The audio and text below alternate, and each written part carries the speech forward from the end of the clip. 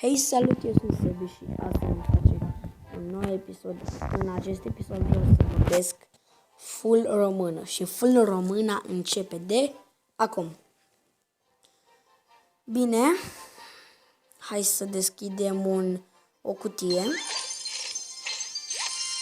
54 de aur, 6 tunuri și o cutie cu scheleți, cred că înseamnă tombstone. Îi dăm să ducă mai rapid. 47 de aur, 3 spirite ale focului și 4 scheleți. Cam slab. Ok, și vreau să... Ce e aici? Ce trebuie să donez? Grupul de minion. Trebuie să donez. Dar nu donez. Dau... Nu. Dau să ies din clan. Și intru în altul. Aici. Nu mai e activă lumea acum că nu mai e de challenge-ul ăla, provocarea aia, pardon. Iar mi-e un pic cam greu să vorbesc tot, doar și doar română, vorbesc mai mult și engleză. Engleza e fun. Ok, dar totuși am zis că fac. Am făcut și level 7, știu că n-am mai postat de mult. Grupul de minioni. O să-mi zic imediat deck-ul pe de rost, dar acum vreau să mă bag într-un clan. Ceva, las pe ăsta. Alin. Ok.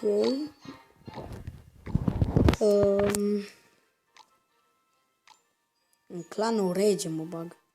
What the fuck?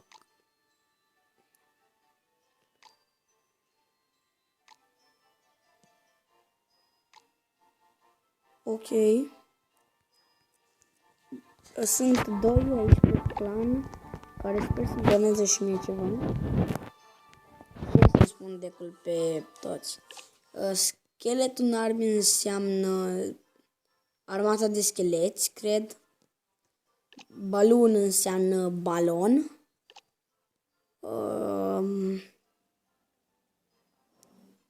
Turnul distrugător sau, în fine, turnul inferno, zic eu, pentru că așa. Poison înseamnă poțiune, prince înseamnă prinț, freeze înseamnă freeze spell, adică poțiune de înghețat, sau minion horde înseamnă grup de minioni și ăsta porc sau hog, habar n-am ce înseamnă, dar e ceva porc care fuge sau ceva gen, cam așa, nu știu. Ăsta cred că e fulger, goblini sau spiriduși, spirite de foc. O să-mi schimb acum pachetul. Vreau să-mi pun Tesla-ul. După cum vedeți, nu mai am deloc aur. Deci nu mai am deloc aur, pentru că mi l-am consumat să-mi fac level 7. Ca să pot ajunge la aici, după cum vedeți, mai trebuie încă un level. Ok, deci Skeleton Army și Prințul, Minion Horde sunt 3 cărți care rămân obligatoriu în pachetul meu. Și balonul cred că las, dar freeze-ul îl scot și pun Zep, care l-am de level 6. Bă, am văzut că se folosește Gigantul, să-l punem în loc la Inferno Tower. Și am văzut Fireball-ul în loc la Poison și în loc la poțiune, bila de foc în loc la poțiune și în loc la... Ăsta nu știu cum se zice, deci chiar nu știu cum se pronunță, îi zic Hog Rider. În loc la Hog Rider pun niște spirite de foc. Și hai să dăm un battle. Fuck, nu trebuie eu să dau un friendly battle. O bătălie de prietenie, cred. Ok, let's dau un pic mai încet. Hai să încerc un atac cu astea două cărți. Da, Giant-ul. N-am mai folosit de cu ăsta până acum, nu știu. Deci chiar nu știu ce să zic despre el.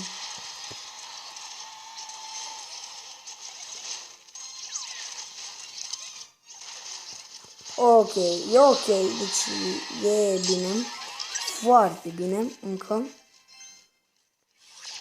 Merge foarte ok cu pachetul până acum. Nu, nu, nu.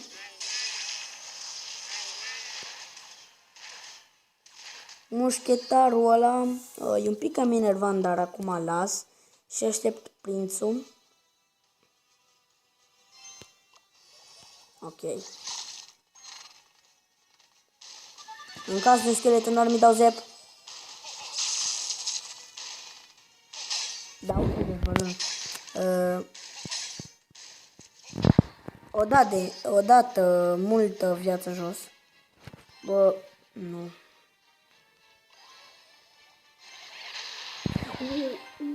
Dă-te dracu.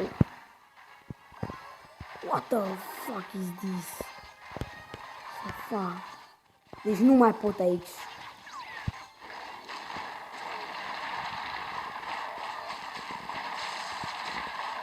What the fuck?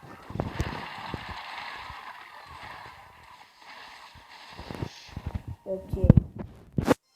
Măcar enervează să spun tot în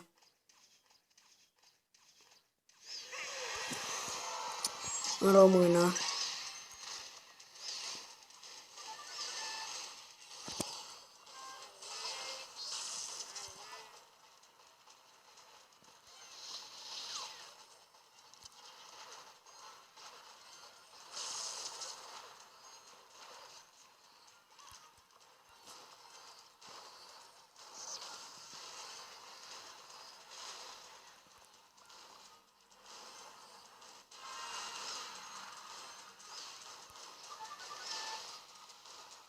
Oh, good.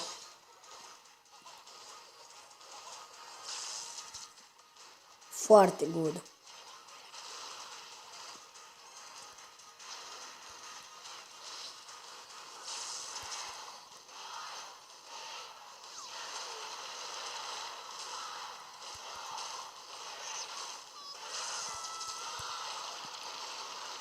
Mă cam enervează. E urât, e urât. Da-te dracu. Cum sună, da-te dracu. Oh, gata, am crown chest-ul. Haideți că am ce să fac episodul ăsta. Și după aia, dacă nu mi-ajunge episodul ăsta, o să mai fac unul. Nu știu ce push fac acum cu... Bă, deci hai să mă gândesc la push-ul ăsta. Giant plus balon. Și nu am ce să-i fac la Witch. Ok, hai că Baby Dragon a început să dea damage unde trebuie. Ok, haide. Hai că e ok. Fain frumos, îi dau și damage acolo. Fire Spirits aici să se bage în Baby Dragon-ul ăla. Dar tot îmi dă damage, fuck. Nu m-am prea uitat. Parcă nu pot să vorbesc full română, frate. E ceva greu pentru mine. Mamă. Ce să dau? Eu zic că balonul e ok. Balonul e bine, pardon. Deci, du-te, bă. Yes, s-a afectat cât de cât. Nu-mi place, deci, nu. Îmi trebuie 8 elixiri să-mi fac push-ul. Mi push. Da? Și uite așa se pierde un...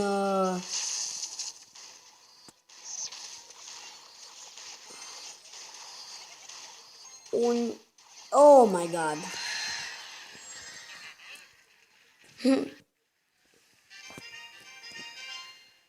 Că thanks, adică mulțumesc. Ok. Mă enervează că tot primesc chesturi de fier. De ce nu primesc chesturi de aur? Cutii de aur. Frate, deci nu pot, frate, să vorbesc doar română. Deci nu... Oh. Deci atacul meu. Gata. Bă, câteodată nu merge atacul, dar e bine să am pregătit zepul în orice caz de un schelet în armie. Da. Tu m-ai dat blocat? Eu ți-am dat blocat. Ai de capul meu. Hai mă, giant. Gigantule.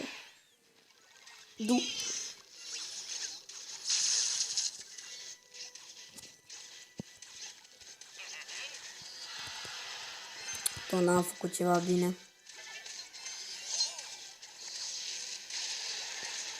De fapt... N-ai tu ăla, frate.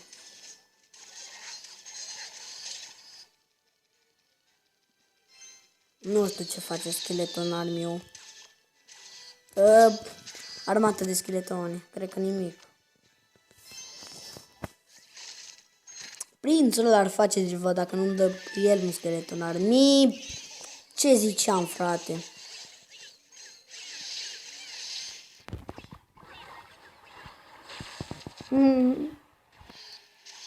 M-am dat fulgerul.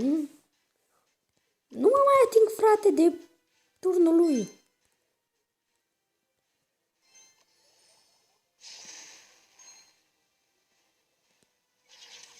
Ai, bă. Fuck you. Na. Skeleton Army versus Skeleton Army. Armată de skeleton plus armată de skeleton. Ok, hai. Please. Am încredere în tine. Te rog, prinț, am încredere în tine. Nu. Nu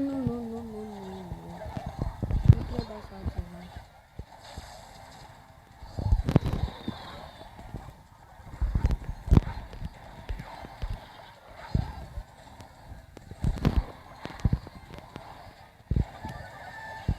Uite, bă. Te cred.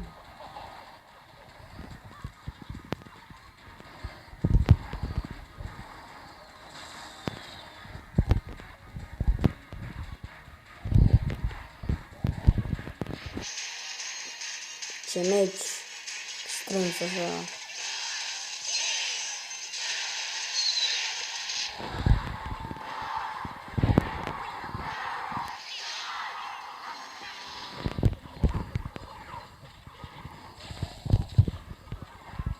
Mamă, dar ce push îmi dă. Ce atac îmi dă, nu cred. Doamne. Frate, deci mă întorc la pachetul meu.